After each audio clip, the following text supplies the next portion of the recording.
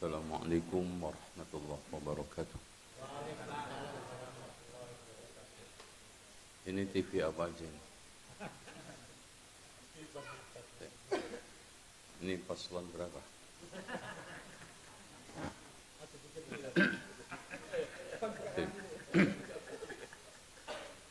Innal hamdalillah nahmaduhu wa nasta'inuhu wa nastaghfiruhu wa nastahdiih wa na'udzu billahi min shururi anfusina wa sayyiati a'malina. May yahdihillahu fala mudilla lahu wa may yudlil fala hadiya lahu. Asyhadu an la ilaha illallah wahdahu la syarika lahu wa anna Muhammadan abduhu wa rasuluh.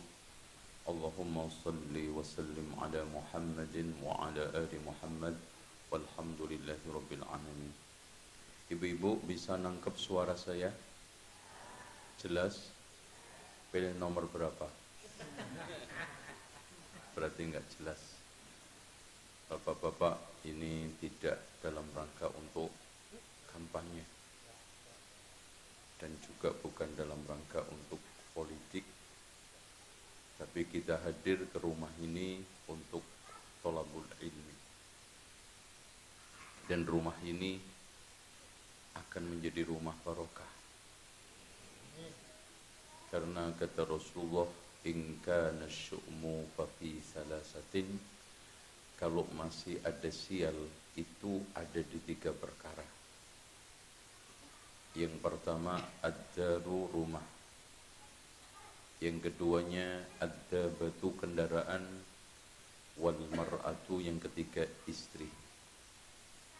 Rumah sial karena tidak pernah dipakai untuk zikir, sholat, dan puncak zikir adalah kajian. Yang kedua, kendaraan yang sial tidak pernah digunakan untuk jihad, tidak pernah digunakan untuk kebaikan. Dan istri sial yang paling tahu yang di belakang tabir yang ikut kajian ini. Oke, nggak perlu saya jelaskan. Baik, waktu 1 jam kita menyoal tauhidkan Rabbmu akan damai negeri. Kita membuka kajian ini lewat surat Ad-Dariyat.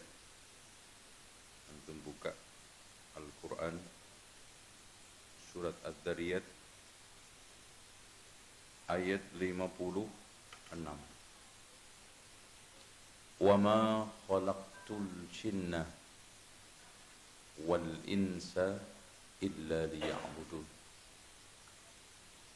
Imam At-Tabari menafsirkan wa ma khalaqtu al-jinna wal insa as-su'ada illa liya'budun. Tidaklah aku menciptakan jin dan manusia berbahagia kecuali ibadah. Jadi ada embel-embel apa? Bahagia.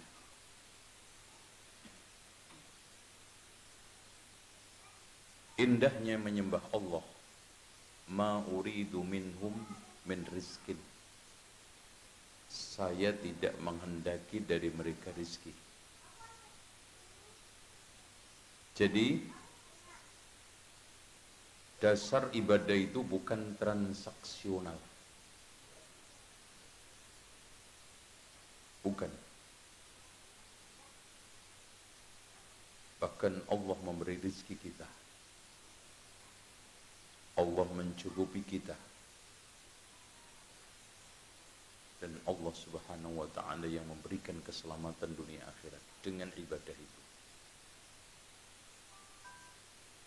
Wa ma uridu ayyut'imun, saya tidak menginginkan dari mereka kasih makan.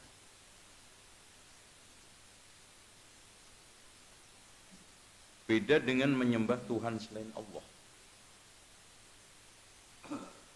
Di beberapa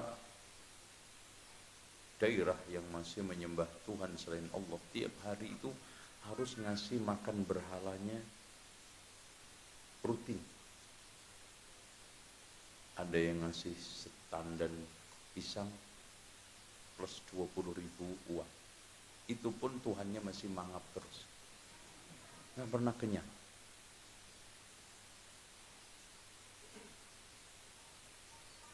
Makanya dari sekalian, saat ada seorang badui melihat Tuhannya dikencingi oleh serigala, dia marah, marah besar.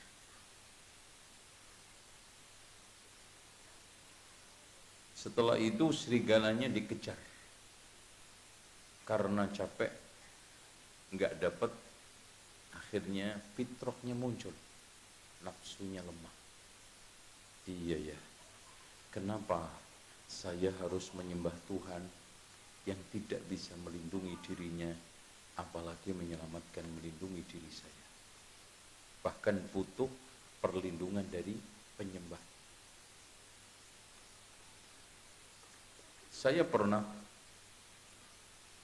kunjung ke salah satu candi untuk menghantarkan salah satu wartawan dari Arab untuk meliput kesyirikan di Indonesia. Ketika itu saya dapatkan Tuhannya yang di candi itu, kepalanya sedang ditaiin burung. Coba Tuhan menyelamatkan dari kotoran burung aja nggak bisa, nyingkir kayak pergi kayak nggak bisa, apalagi menyelamatkan penyembah. Makanya orang-orang jahiliyah dulu tahu, ma na'buduhum illa liyuqarribuna ila Allahi zulfa. Kami tidak menyembah mereka berhala itu, yakin karena mereka memberi rizki, yakin mereka bisa mematikan, menghidupkan, yakin mereka itu bisa mengatur alam, tidak, hanya sebagai pendekat. Pendekat. Makanya Husain ketika masuk Islam, gini, gimana nggak? Udah bisa fokus nggak nih? Ngomong apa gue tadi? Husain. Husain itu siapa? Bapaknya Imran. Imran bin Husain Sotnya. Saat masuk Islam ditanya oleh Rasulullah, wahai Husain, ketika kamu dulu sebelum Islam punya Tuhan berapa? 7 ya Rasulullah. 1 di langit, 6 di bumi. Okay?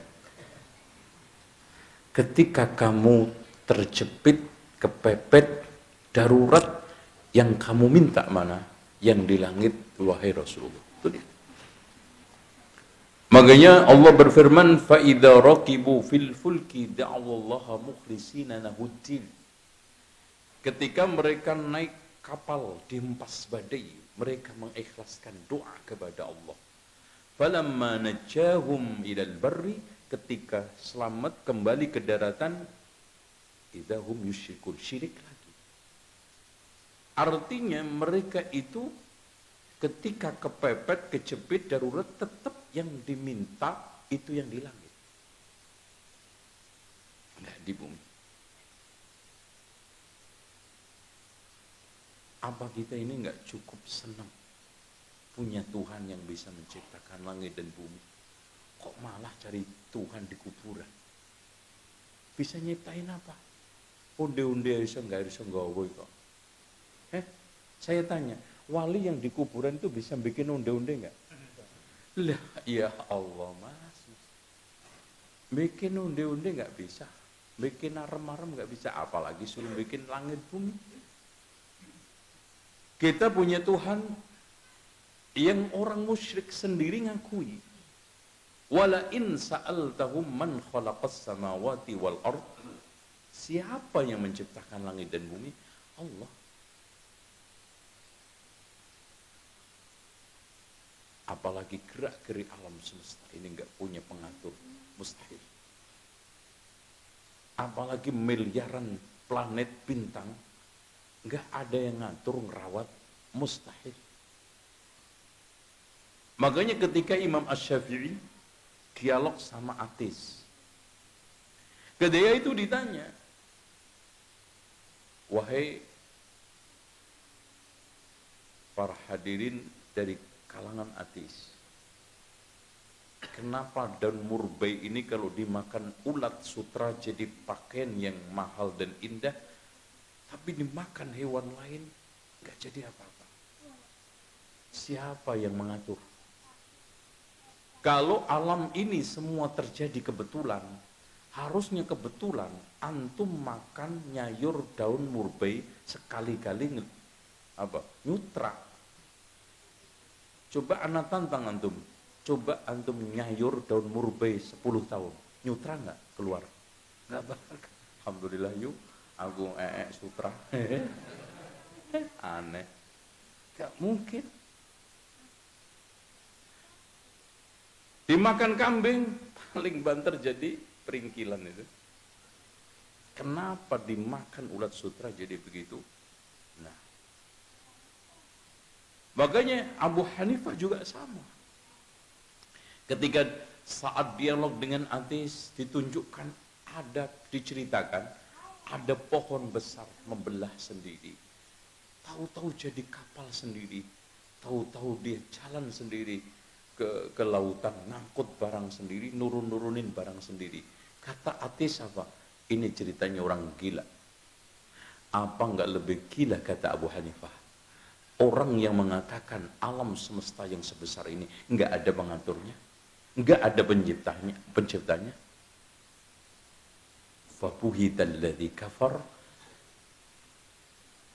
berdiam 1000 bahasa, tidak punya argumen untuk membantah orang-orang kafir. Pak, antum menyembah Allah bukan apa ya, kalau istilah, bukan gratisan. Nggak ada makan siang gratis, nggak ada. Bahkan diciptakan alam semesta untuk mewujudkan ubudiyah. Dihadirkan antum di dunia lengkap dengan struktur tubuh yang siap untuk sholat, untuk ubudiyah. Bahkan diciptakan surga neraka, ditegakkan kiamat, dan dibikin perangkat-perangkat supaya antum bisa ubudiyah.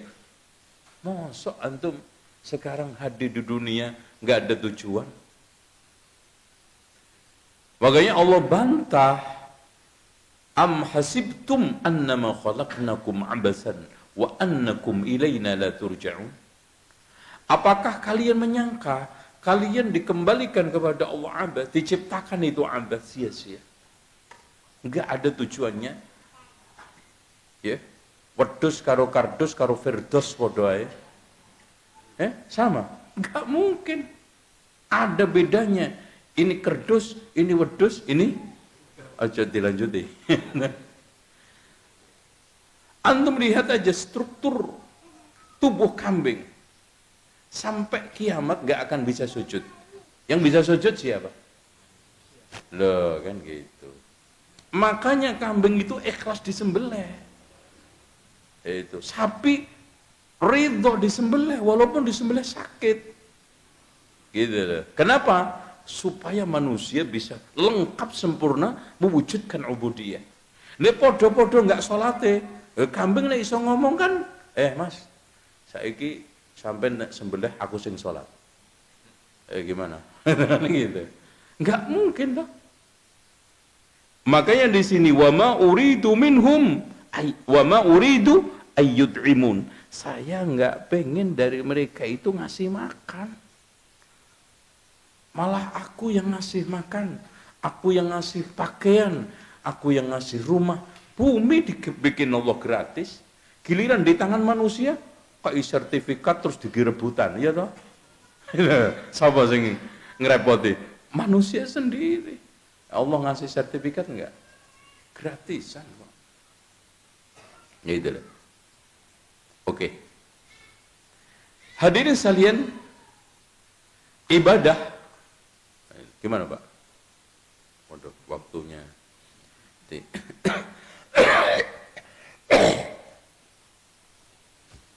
Ibadah dalam arti bahasa itu al-khudu' wa tadallul. Tunduk, menghina. Tunduk menghina. Jadi tunduk menghina. Makanya puncak kehinaan seorang itu ketika menghadap Rabbnya. Dibuktikan di dalam sholat. Dan diwujudkan dalam sujud. Antum lihat ketika sujud. Puncak kehinaan dan ketundukan. Posisinya antum lihat ketika sujud. Kepala di mana, Pak? Masya Allah. Dan ketika posisi sujud, anggota tubuh manusia yang paling tinggi apa? Coba ngaca. Pantat.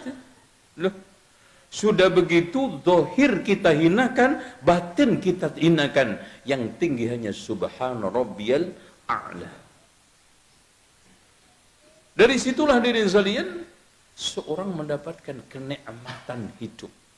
Kebahagiaan hidup saat dia itu menyadari keberadaannya, menyadari fungsinya, menyadari tujuannya, menyadari keadaan. Aku ini budak. Budak, ini apa namanya? Ibarat pembantu. Pembantu itu anteng di rumah majikan, bahagia di rumah majikannya kalau apa? Tunduk. Itu. Makanya Allah berfirman, Innama qawlul mu'minina idha du'u ila Allahi war Rasul liyahkuma bainahum an yaqulu sami'na wa ata'na. Sungguh paling patut ucapan seorang mukmin ketika diajak Allah, dipanggil Allah, dipanggil majikan, ketika suruh menghukumi di antara mereka apa? Sami'na wa ata'na. Udah. Ya kalau sami'na wa ngayalna itu baru masalah. Ya orang kita sekarang kan sami'na wa ngayalna. Disuruh sholat di masjid diayelin. Disuruh pakai pakaian supaya enggak isbal diayelin. Suruh pakai jilbab panjang diayeli, katanya koyok Batman. Disuruh apa sekarang enggak ngayeli? Benar kata Allah di dalam surat Al-Kahfi apa? Walaqad sarrafna fi hadzal Qur'ani min kulli mathal walakinnal insan aktsara syai'in jadala. Banyak ngayel. Nah, ini sekalian, ketika kita sudah bicara innallaha huwar razzaqu dzul quwwatil matin. Ketika Allah bicara sesungguhnya Allah lah zat yang maha memberi rizki dan kuat. Gak ada satupun Pak, sejak alam diciptakan sampai sekarang Allah ngeluh sama kita untuk menyapai energi matahari. Ngeluh sama kita ngasih hewan kecil-kecil yang ada di ini. Ngeluh ngasih suplai rezeki kepada manusia. Enggak ada. Wala ya'uduhu hifdhuhuma wa huwal aliyyul adim. Enggak pernah ngeluh, enggak pernah capek. Apa antum enggak senang punya Tuhan seperti itu? Makanya Allah mengumpamakan daraballahu mathalan rajulan syuraka'u fi syuraka'u mutasakisuna wa rajulan salaman li rajulin hal yastawiyani masalah. Allah mengumpamakan seorang yang punya dua majikan. Yang satu majikannya banyak, lagi jelek akhlaknya. Yang satu majikannya satu, lagi baik akhlaknya. Mana yang lebih stabil? Yang punya satu majikan. Ya, punya majikan banyak, permintaannya aneh-aneh. Begitu juga. Tuh hamba yang memiliki banyak Tuhan, kecenderungannya hidupnya itu enggak stabil. Ya, malam Jumat direpoti kerisnya. Ya, malam Jumat aja beda-beda kok. Jumat Legi minta kembang telon. Jumat Kliwon minta kembang setaman. Jumat Pahing minta arem-arem. Tuhannya dari Gresik. Itu kan gitu. Itu. Lah kalau Allah satu, stabil, dan itu kul huwallahu ahad untuk kebahagiaan kita sendiri. Enggak untuk Allah. Itu. Dengan demikian hadirin sekalian, ketika kita sekarang punya Tuhan Allah, Rabb, raditu billahi rabba, Masya Allah, wa bil islami dina, wa bi Muhammadin SAW, kita mulai stabil individu. Dari kemudian kalau nanti individunya, ini alhamdulillah datang ke sini 50, 500, oh semua stabil masyarakat dari mulai RT, RW sampai kecamatan, sampai kabupaten. Negeri kita aman. Makanya Allah Subhanahu wa taala menjamin, walau anna ahlal qura amanu wattaqau la fatahna alaihim barakatim minas sama'i wal ard. Berkah langit bumi. Indonesia ini apa aja ada kecuali satu. Berkah nggak ada. Hanya susah. Loh Pak, pribadi itu nggak berkah, susah. Rumah tangga nggak berkah, susah. Masyarakat nggak berkah, susah. Negeri juga nggak berkah, susah. Nah, sekarang kita masuk ke dalam ini ibadah menurut istilah. Tadi menurut istilah bahasa, sekarang menurut istilah syariat. Ismun jami'un lima yuhibbuhu Allah wa yarda minal aqwali wal af'al adh-dhahirah wal batinah. Ibadah adalah bahasa Indonesianya segala sesuatu. Apa aja berarti? Yang dicintai dan diridhoi Allah. Baik berupa ucapan dan perbuatan, zahir maupun batin. Itu ibadah. Jadi segala sesuatu yang dicintai, diridhoi Allah, baik berupa ucapan dan perbuatan zahir batin, itu ibadah. Dari sini menyempitkan ibadah dalam istilah mahdhah itu hanya di negeri sekuler. Dan pemikiran sekuler membatasi ibadah itu hanya tempat-tempat tertentu, waktu-waktu tertentu. Makanya Al-Quran pun dibonsai untuk 5 urusan di Indonesia. Urusan pertama, Quran itu untuk sumpah jabatan. Udah. Habis digunakan untuk prosesi sumpah jabatan, ya masuk lagi ke kota. Yang kedua untuk musabaqah tilawatil Quran. Yang ketiga untuk kematian, itu pun mengkerucut tinggal 2 surat. Yasin sama Al-Fatihah. Itu pun yang paling sering Al-Fatihah. Enggak ada orang ngirim ila hadratin Nabil Mustafa Muhammadin sallallahu alaihi wasallam wa ila Syamsul Qadir Jailani wa ala hadinniya wa ala kulli niyatin salihah Al-Baqarah. Ada. Bapak pernah ngikuti tahlilan? Enggak ada. Yang keempat untuk cari ilmu gaib, ilmu kebal. Supaya naik bus nggak bayar, baca waj'alna min baini aydihim saddan wa min khalfihim 41 kali nggak napas. Supaya lahiran lancar, ngeden nggak napas, dibaca idza zulzilatil ardu 4 kali nggak napas. Ya modar. Nah, itu. Supaya menang tengkar lagi tawuran, sebelumnya sudah puasa 3 hari, mutih pati geni, ketika nampar ngampleng inna a'tainakal kausar fasholli lirabbika inna syanika wal abtar. Apalagi pakai santet jarak jauh, alam taro kaifafa tar. Jadi pas membaca tarmihim itu dilempar tarmihim gitu. Itu Quran. Dan yang ketiga untuk hiasan dinding masjid pakai kaligrafi Al-Quran. Atau untuk memasuki rumah baru pakai baca Al-Quran.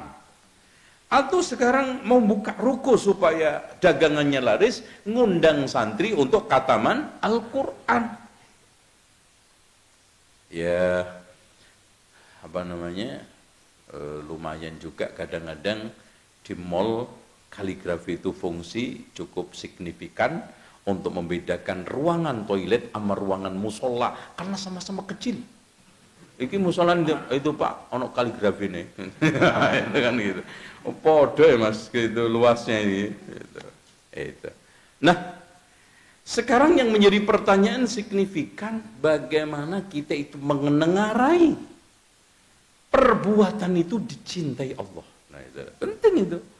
Karena orang itu nanti kalau nggak ngerti apa yang dicintai Allah, malah konsentrasi itu yang penting mencintai Allah, tapi tidak tahu apa yang dicintai Allah, cenderung ibadah ngawur. Ngawur. Karena yang penting, aku seneng kok. Ya, saya mengungkapkan senangnya saya sama Allah dengan sholawatan, ya terserah saya. Soal sholawatan itu disenangi Allah itu nomor sekian. Makanya di sini, yang penting bukan kita mencintai Allah, tapi dicintai Allah. Nah, Allah itu tidak mencintai sosok sebelum membuktikan sifat yang diinginkan Allah. Allah itu enggak mencintai seseorang itu kosong gelondongan gitu, enggak. Allah mencintai Rasulnya karena akidahnya lurus, karena ibadahnya bagus, karena tahajudnya hebat. Gitu. Oleh karena itu, di sini nomor satu adalah kita harus tahu apa yang sebetulnya Allah itu mencintai orang-orang yang hebat itu. Mencintai Rasul, mencintai Abu Bakar, Umar, Utsman. Nah, ini perbuatan dan ucapan itu kita bisa tandai dicintai Allah karena 5. 5 aja. Jadi perbuatan apa saja yang antum lakukan, ucapan apa saja yang antum ucapkan, kalau sudah sesuai dengan 5 kriteria ini, pasti itu dicintai dan diridhai Allah dan pada akhirnya ibadah. 1, ibadah itu diungkapkan oleh Allah dan Rasulnya dengan ungkapan ridha. Jadi manakala ucapan dan perbuatan seseorang atau apapun ucapan perbuatan, kalau diungkapkan oleh Allah dan Rasulnya ridha di dalam Al-Quran dan Sunnah, maka berarti perbuatan itu, ucapan itu ibadah. Contoh, innallaha la yarda 'anil 'abdi idza akala aklatan fayahmaduhu 'alaiha. Wa idza syariba syurbatan fayahmaduhu 'alaiha. Sesungguhnya Allah itu Allah itu sangat ridha ketika seorang hamba makan, setelah makan mengucapkan alhamdulillah, dan setelah minum mengucapkan alhamdulillah. Berarti makan minum setelahnya baca alhamdulillah ibadah, karena diungkapkan oleh Allah dan Rasulnya terang-terangan ridha. Dan seluruh amal perbuatan dan ucapan yang diungkapkan oleh Allah dan Rasulnya ridha, ibadah. Kalau tidak diungkapkan oleh Allah dan Rasulnya ridha, nomor 2, dijanjiin pahala. Kalau berarti di sini perbuatan apa saja, ucapan apa saja yang tidak dijanjiin oleh Allah pahala, tidak akan pernah menjadi ibadah. Contoh, sekarang puasa bulan Rajab, perbuatan dijanjiin nggak Allah pahala sekian-sekian? Kalau ada hadisnya palsu. Bahkan dikatakan oleh Imam Ibnu Hajar, dikatakan oleh para ulama, tidak ada satupun hadis yang menunjukkan keutamaan Rajab baik puasa maupun qiyamul lail. Contoh sholawat nariyah. Ayo saya tantang antum, cari hadis yang menjanjikan siapa yang baca sholawat nariyah sekali dapat, enggak ada. Beda dengan contoh Al-Quran. Man qara'a harfan min kitabillah, barang siapa yang baca satu huruf dari kitab Allah, falahu bihi hasanatun, dia akan mendapatkan satu kebaikan. Fal hasanatu bi asyri amsalihha, satu kebaikan mendapatkan pahala lipat 10 kali. Nah, jelas. Sama juga man shoma ramadhana imanan wahtisaban ghufira. Nah, kan jelas gitu loh. Tapi sekarang man shoma fi Rajab, ada enggak? Man shoma fi Sa'ban, jelas. Gitu. Jadi kalau antum beramal, berucap, kalau ungkapan ridho nggak ada, pahala juga nggak ada, tunggu yang ketiga, dijanjiin surga nggak? Jadi kalau sekarang dijanjikan oleh Allah dan Rasulnya surga, pasti ibadah. Contoh, ayyuma imra'atin, perempuan mana saja istri. Nih. Ini ada istri nggak ini? Ada? Dua? Oh, iya. Satunya gendruwo, satunya kuntilanak. Nanti kapan-kapan saya akan kasih tema, insya Allah, kajian di Surabaya ba'dal istri akhir zaman. Suami akhir zaman. Jadi dua tempat. Istri-istri kita tuntas, kupas tuntas, mudah entek ngamek kurang golek. Baru besoknya suami akhir zaman. Ana batalkan nggak jadi. Oke. Hadirin sekalian, coba kita sekarang berbicara masalah ibadah. Antum nggak dikasih pahala surga, ngapain gitu? Ngapain? Jadi kalau antum beramal udah susah-susah, THR nggak dapat, BLT nggak dapat, terus pahala nggak dapat. Pertanyaannya, kalau ada kiai ustadz ngoceh, siapa yang melakukan ini pahala ini, kalau nggak ada dalilnya, sopo sing jamin swargone? Pak RT, berarti aku nitip swarga nang ngene sampean ya. Karena iki amalan nggak ada janjinya surga ya Pak, kan gitu. Anda mau sekarang ngadu ke siapa? Kiainya mau jamin. Siapa melakukan rojab begini, wah seambrek hadis palsu kabeh. Nah, yang keempat, ya keempat ya? Keempat. Apa itu? Maksudnya apa tadi? Empat dari apa tadi? Oh iya ya. Oh, dari fungsi Al-Quran tadi ya. Bingung gara-gara itu. Fungsi yang terakhir untuk itu, ya udah kan? Untuk udah keempat, yang kelima ya? Keempat. Oh, bingung deh aku. Enggak, yang fungsi Quran tadi tuh kan untuk musabaqatil awalatul Quran, untuk sumpah jabatan, untuk cari ilmu kebal, untuk kirim kematian, untuk acara seremonial. Nah sekarang baru tadi nomor 5 apa? 4, yang keempat ya. Ciri-ciri ibadah. Yang keempat toh? Iya. Loh, ibu-ibu tadi hadisnya belum sampai, makanya aku bingung itu. Ayu mamro'atin sholat khomsah, perempuan mana saja yang sholat 5 waktunya. Wa shamat syahroha, puasa pada waktu bulannya. Wa ata'at ba'laha, mentaati suaminya. Wa hasanat farjaha, menjaga kemaluannya. Qila laha udkhuli al-jannah minal abwabi thamaniyati syi'ti, dikatakan kepadanya, masuklah surga dari pintu 8 mana saja. Jarang-jarang Pak, amalan yang pelakunya disuruh masuk pintu 8 itu jarang. Ayo saya tes apa? Enggak banyak. Yang lainnya habis wudu berdoa, ya dah. Asyhadu an la ilaha illallah wahdahu la syarika lahu, dan seterusnya. Terus yang keduanya, siapa yang baca syahadah asyhadu an la ilaha illallah wahdahu la syarika lahu wa anna muhammadan abduhu wa rasuluh, dan seterusnya itu wa anna Isa, juga disuruh masuk dari pintu 8 manas. Tapi tiga-tiganya ini laki perempuan dapat. Yang hebat ini khusus satu perempuan, laki nggak dapat. Apa itu? Mentaati suaminya. Jadi hebatnya perempuan itu bukan kecerdasannya, bukan karirnya, bukan eksekutif kelasnya, bukan dandanan gayanya, bukan suka nongkrong di kafe Mirna. Ada nggak kafe Mirna? Di Surabaya katanya ada.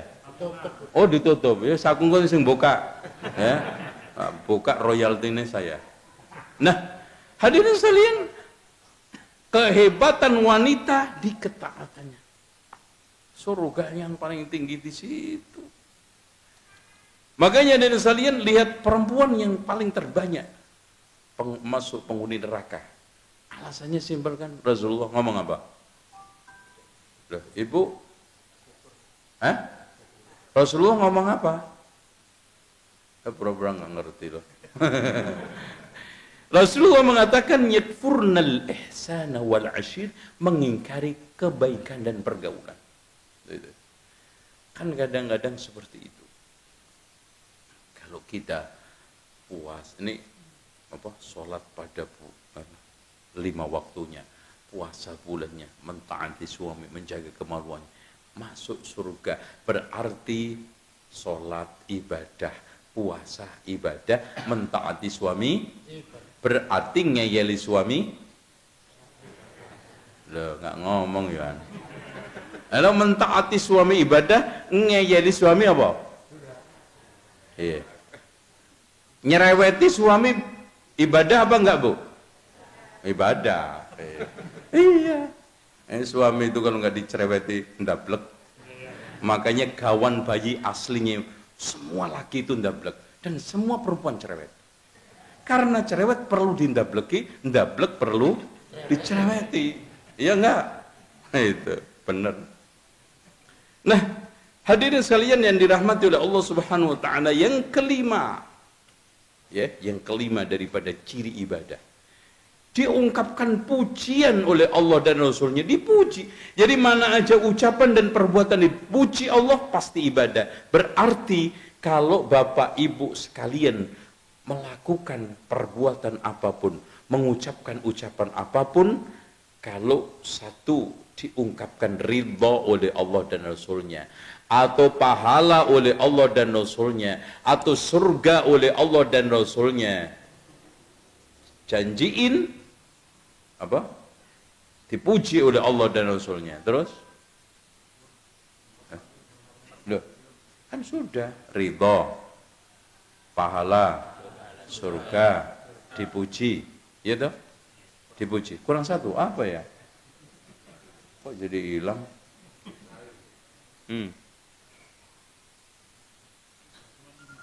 Iya, 5 harusnya.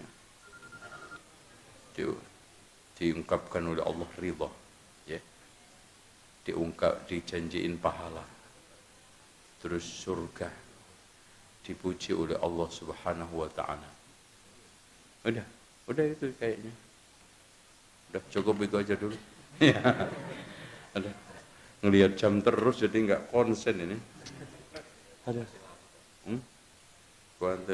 Masih bismillah.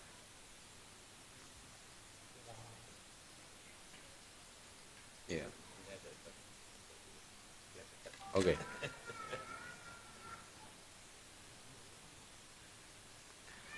Hadirin sekalian, sekarang kalau kita masuk, kalau memang seperti itu ibadah, konsepnya adalah tauqifi, tunggu dalil, tunggu komando, gak bisa ngarang. Makanya dari situ diutusnya para rasul, para nabi, diturunkan Alkitab. Nah, ibadah yang paling puncak adalah tauhid. Ya, tauhid. Makanya dari sekalian, Allah menegaskan la in asyrakta la yahbatanna 'amaluka wa la takunanna minal khasirin. Kalau kamu berbuat syirik wahai Muhammad, amalmu akan terhapus dan kamu nanti di akhirat tergolong orang-orang yang rugi. Makanya dari sini hadirin sekalian, tauhid itu menjadi inti dakwah para rasul, para nabi. Astagfirullah, gara-gara 5 lengkap. Mudah-mudahan nanti di akhir bisa melengkapi. Enggak, dijamin, diberi jaminan ridha, pahala, surga. Terus apa ya? Dipuji Allah. Enggak. Astagfirullah. Minum dulu.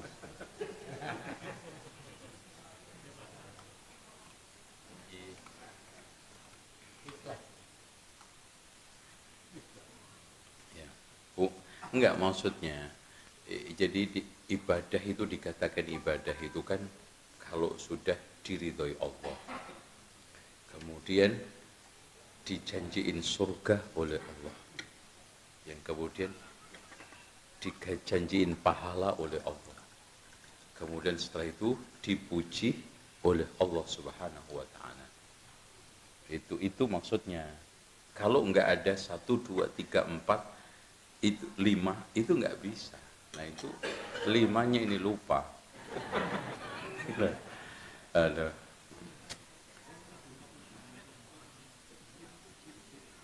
Di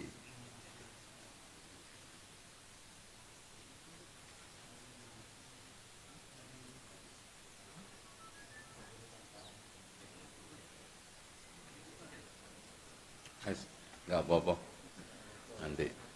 Sekarang gini, tauhid. Tauhid itu dari kalimat wahada yuwahidu, tauhidan. Dan tauhid itu sempurna diungkapkan oleh Allah Subhanahu wa taala di dalam suratul Ikhlas. Makanya disebut suratul Ikhlas karena sedikit pun ayat itu nggak pernah bahas hak makhluk, tapi murni hak Khalik. Dan seluruh sifat besar Allah ada di situ. Makanya ada seorang sahabat pernah selalu setiap sholat membaca itu, lalu ditanya, coba tanyain alasannya apa. Saya mencintai surat ini karena di situ mengandung nama-nama Allah.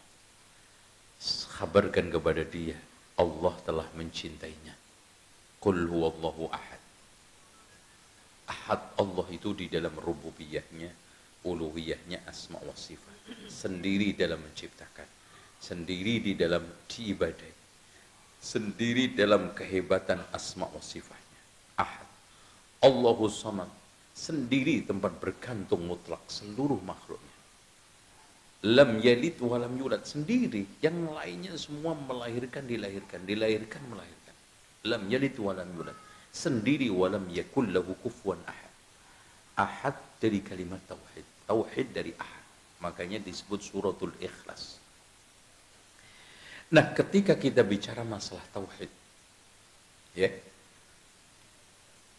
peribadatan kita lewat tauhid itu diterima kecuali setelah memenuhi 2 syarat atau 2 perangkat prinsip. Yang pertama, Tuhan yang kita sembah benar. Kemudian yang kedua, cara menyembah Tuhan itu benar. Nah, ini baru ubudiyah terwujud. Makanya siapapun yang sekarang beribadah, caranya benar, Tuhannya nggak benar, lewat. Siapa saja yang Tuhannya benar, cara nyembahnya juga nggak benar, lewat. Makanya di sini hadirin sekalian, diwujudkan untuk mendapatkan Tuhan yang benar, la ilaha illallah. Siapa? Allah. Selain Allah nggak benar. Dan itu kita harus tegas. Selain Allah nggak benar aja. Wa annama tad'una min dunillahi wal batil, yang kamu sembah selain Allah itu batil. Yang kamu minta, yang kalian tawakkuli, kalian mohon, kalian bergantung, semua selain Allah itu batal. Dan pasti kecewa, rugi. Kita meminta kepada selain Allah, kecewa, rugi. Kita tawakal kepada selain Allah, kecewa, rugi. Kita sekarang memohon-mohon rengek-rengek kepada selain Allah, rugi. Bergantung apalagi. Makanya isti'anah, istighosah, tawakal, dan seluruhnya hanya kepada Allah. Itu. So, akhirnya dari situ, Tuhan yang kita sembah benar. Nah, orang juga tidak hanya dituntut untuk menyembah Tuhan yang benar toh, tapi cara menyembah. Itu kan gitu. Makanya cara menyembah Tuhan diwujudkan lewat Muhammadur Rasulullah. Muhammad itu utusan, bawa apa? Syariat yang menjelaskan tata cara menyembah Allah. Makanya dari sinilah keluar ulama mengeluarkan satu syarat ibadah itu, yang pertama ikhlas, yang keduanya benar. Karena orang itu kalau sudah Tuhannya benar pasti ikhlas, cara nyembahnya benar pasti ittiba. Makanya lawan daripada ikhlas, lawan daripada Tuhan tidak benar, Tuhan salah alias syirik. Cara menyembah Tuhan yang tidak benar, lawan dari tidak ittiba alias bid'ah. Makanya ikhlas itu lawannya apa? Syirik. Ittiba lawannya apa? Bid'ah. Sehingga di sekalian, siapa yang salah syahadat la ilaha illallahnya jatuh ke dalam kesyirikan, siapa yang salah Muhammadur Rasulullah jatuh kepada kebid'ahan. Makanya dari sini rahasianya kenapa syirik itu musuhnya Allah dan bid'ah itu musuhnya Rasulullah, meski dua-duanya akan dimusuhi oleh Allah, karena memang syirik itu merusak la ilaha illallah, bid'ah itu merusak Muhammadur Rasulullah. Nah, kalau sudah antum seperti ini, sehingga dari sekalian, orang-orang awam rata-rata kadang-kadang nyembah Tuhannya yang nggak benar. Sesekali ulama, sesekali kiai, sesekali benda keramat. Cara nyembahnya juga nggak benar, coba bayangkan. Nombok-nombok kan? Dan nyembah Tuhan saja itu nggak beres. Gitu kan? Dengan berbagai macam dalih, yang tawasul, yang tabaruk. Ujung-ujungnya, kuburan itu lebih agung di hati kamu. Ujung-ujungnya sekarang ini keris, benda-benda keramat itu lebih agung di hati kamu daripada Allah. Udah gitu cara nyembah Allah juga bid'ah. Coba, tumpuk-tumpuk nggak dosa ini salahnya. Lalu sekarang aja nyembah ini, cara nyembahnya sudah ittiba bagus, Tuhannya salah aja itu batal, apalagi Tuhannya salah, cara nyembahnya salah, udah hancur. Nah ini yang terjadi. Nah inilah yang perlu kita koreksi, inilah yang perlu terus ditegaskan di kalangan umat, ini yang harus disiarkan oleh seluruh para da'i, dan itu sudah menjadi tradisi turun-temurun para rasul, para nabi, dan ulama sampai akhir zaman. Semua menegaskan, ma min ilahin ghairuh, kita itu nggak punya Tuhan selainnya. Walaqad ba'atsna fi kulli ummatir rasulan an i'budullaha wajtanibut taghut. Telah kami utus pada setiap umat itu suruh utusan, hendaknya menyembah Allah dan jangan sampai menyembah taghut. Hindari itu. Dari sini hadirin sekalian yang dirahmati oleh Allah Subhanahu wa taala, kita mendapati kenapa janji-janji Allah yang seperti ini. Antum coba lihat sekarang satu persatu dari surat An-Nur ayat 55. Kenapa ayat yang dijanjikan kepada kita begitu hebat? Wa'adallahu alladhina amanu minkum wa amilus solihati. Sesungguhnya Allah telah menjanjikan kepada orang-orang yang beriman di antara kalian. Diembel-embeli minkum, ini menunjukkan khitab tegas kepada kita. Wa amilus solihat, dan orang-orang yang beramal soleh, la yastakhlifannahum fil ard, diberikan khilafah di muka bumi. Dan khilafah itu jangan terus terkesan pemimpin. Khilafah itu maksudnya pergantian suksesi untuk mengelola bumi ini secara adil, secara baik. Tidak ada huru-hara dan keonaran. La yastakhlifannahum fil ardi kama istakhlafal ladzina min qablihim. Seperti umat-umat dulu bergantian di dalam mengelola bumi ini secara baik.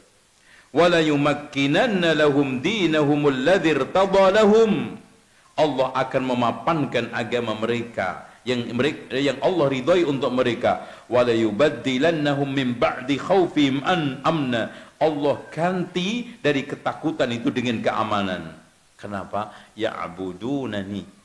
Itu aja.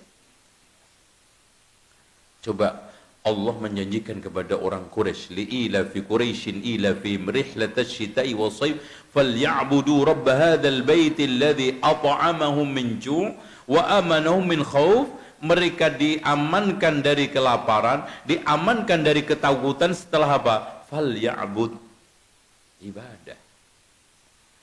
Berarti di sini permasalahan umat Islam mayoritas di Indonesia ini Allah janjikan begitu hebat, tapi kenyataannya seperti ini. Yang bikin konslet itu umat sendiri, yaitu apa? tidak ibadah kepada Allah. Kalau seandainya dia itu melakukan ibadah, sayap kirinya yaitu berikutnya la yusyriku bi syai'a, tidak menyekutukan Allah, enggak terpenuhi.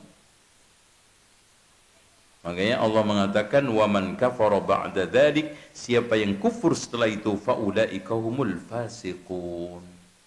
Mudah itu. Coba antum lihat ya ibadah umat Islam yang sedikit, yang kecil, yang seremonial aja, Pak. Tadi kalau enggak kecampur syirik, kecampur bid'ah, bahkan dua-duanya ya syirik ya bid'ah. Coba antum apa harapnya? Haji yang begitu sakral dan seremonial yang begitu kolosal, tapi prakteknya haji apa? Ya. Di wukuf Arafah, di sana Masya Allah kontes sholawatan, bahkan ada yang baca surat Al-Fatihah 1000 kali, ada yang batal lagi, oh Masya Allah, seperti sholat. Antum lihat, sudah jamaahnya males, udah gitu hadirnya kadang-kadang gak khusyuk. Apa yang antum harapkan dari kaum muslimin? Betul Pak, kita ini ghusaun ka ghusa'i sayl, puih sampah seperti sampah banjir, karena gak kualitas umat ini ada pada kekuatan ya'budunani wala yusyrikuna bi syai'a. Itu kekuatan umat. Ketika umat ubudiyahnya lemah, campur syirik, campur bid'ah, maka disitulah mulai umat ini tidak dekat dengan Allah, malah dekat dengan iblis. Coba lihat, innallaha yudafi'u 'anil ladzina amanu. Allah itu membela orang mukmin sebetulnya. Tapi kenapa tidak dibela oleh Allah? Karena in tansurullaha yansurukum. Kita enggak mau nolong agama Allah. Walan yaj'alallahu lil kafirina 'alal mu'minina sabila. Wa kana haqqan 'alaina nasrul mu'minin. Surat Ar-Rum ayat 47. Wa kana haqqan 'alaina nasrul mu'minin. Hak Allah itu untuk menolong kaum muslimin, mukminin. Tapi kenapa enggak ditolong? Ya karena itu. Nah, sebetulnya tadi saya ingin akhiri ada permasalahan-permasalahan akidah yang mendesak kita sampaikan. Saya akan sampaikan secara singkat aja, dan insya Allah nanti kalau ada waktu kita bahas, biar antum punya catatan aja dulu ya. Habis itu pulang ya. Pertama, permasalahan yang krusial di tengah umat kita sekarang, banyak orang yang ingkar sunnah, terang-terangan atau tersembunyi. Ya sebetulnya dia ngakui sunnah, tetapi ujung-ujungnya nggak pernah mengamalkan sunnah, antipati terhadap sunnah, kurang care terhadap sunnah, meremehkan sunnah, sama itu ingkar sunnah. Terus kemudian yang kedua, tarkul hukmi bima anzalallah. Banyak umat Islam yang sudah meninggalkan hukum Allah. Ini permasalahan yang berat. Ini yang yang Rasulullah telah katakan, la tunqadhanna ural islami urwatan urwatan. Tali Islam itu akan terlepas seutas demi seutas. Kullaman taqadat urwatun tashabbatan nasu billati taliha. Ketika lepas satu, orang pegang berikutnya. Wa awwaluha naqdan al-hukmu, yang pertama kali lepas sistem hukum dan pemerintahan Islam. Wa akhiruha as-shalah, yang paling akhir salat. Kemudian yang kedua, yang ketiga. Ini kalau kita bahas cukup 2 jam cuman tadi. Banyaknya orang Islam mengolok-olok dan menghina ajaran Islam sendiri. Ini yang juga permasalahan berat. Ledekan, cibiran kepada orang-orang yang menegakkan kebenaran. Ini Masya Allah. Kemudian yang keempat, menghujat sahabat Nabi. Kenapa? Karena sahabat Nabi itu jembatan tersampaikannya syariat dan ajaran Nabi kepada kita. Kalau jembatannya ambrol, ya sudah putus. Makanya nggak bisa. Apa yang kita harapkan? Kalau agen pertamanya syariat ini udah bosok, agen pertamanya barang yang kita mau pakai ini sudah rusak, apa yang antum harapkan? Makanya dia targetkan itu. Dia nggak bisa mencela Rasulullah, menghujat Rasulullah, tapi sahabat dengan tujuan lempar muka lewat tembok mentalnya ke muka. Terus banyak penyimpangan dalam keimanan asma wa sifat. Jadi dominasi di dunia ini Asy'ariyah sama Maturidiyah. Banyak orang yang tidak paham asma wa sifat. Ya. Banyak yang menyimpang. Makanya imannya nggak mendalam, karena ternyata keimanan ini dikuatkan, dominasinya adalah keimanan kita terhadap asma wa sifat secara benar. Terus kemudian berikutnya adalah berdoa kepada makhluk yang ada di kuburan-kuburan. Ini juga problem sekarang. Untuk dapat kelancaran rezeki, datang ke kuburan. Untuk dapat pangkat, datang ke kuburan. Untuk supaya bisa naik jadi pegawai, datang ke kuburan. Bahkan ada yang rutin mengambil tanah kuburan untuk campuran kopi brik setiap pagi diminum. Alhamdulillah. Ditambah lagi makin seru ketika dapat wangsit kuburan itu dari dukun. Kamu dek, jodohmu itu baru mantep kalau kamu itu istikharah ke kuburan ini. Datang dek ke kuburan. Malah yang lebih konyol, ada di Jawa Tengah itu kuburan yang Ki Samudro Ki Membala dengan keyakinan ngalap berkahnya, siapa yang pengen hajatnya cepat dikabulkan, zina di atas kuburan itu. Dan ana sendiri sudah membuktikan. Itu. Antum maksudnya apa? Sudah nama saya. Maksudnya saya itu udah survei ke sana gitu loh. Bukan ngomong kosong gitu. Auzubillah ente sama Ustadz juga ada gak bener. Ya. Dan parahnya itu Pak, subhanallah. Mereka itu antara pengunjung dengan pengunjung, dan di sana juga sudah disiapin pelacur. Auzubillah. Terus bernadar menyembelih untuk selain Allah, terutama untuk keramat, untuk pesugihan, untuk tumbal. Bahkan tumbal yang paling populer adalah nyembelih kambing kendit, kalau enggak ayam cemani. Itu ya. Saya kira itu. Dan nanti ada sihir, dukun, perdukunan, dan juga jimat-jimat. Bahkan satu kepala daerah sekelas kepala desa aja, untuk pemilihan kepala desa harus nggait 15 dukun. Bagaimana kalau camat? Bagaimana kalau bupati? Bagaimana kalau ini? Dukun. Manusia nggak berpendidikan paling bergengsi di Indonesia, yaitu dukun. Nggak sekolah pun tetap dikatakan orang pinter. Kan enak. Semua orang pinter di dunia itu susah, kecuali di Indonesia. Makanya kalau lomba orang pinter ngumpul seluruh dunia, dari Jerman pinter bikin kapal selam, dari Amerika pinter bikin peluru kendali, dari Jepang pinter bikin robot cerdas, dari Indonesia pinter nyantet. Keren.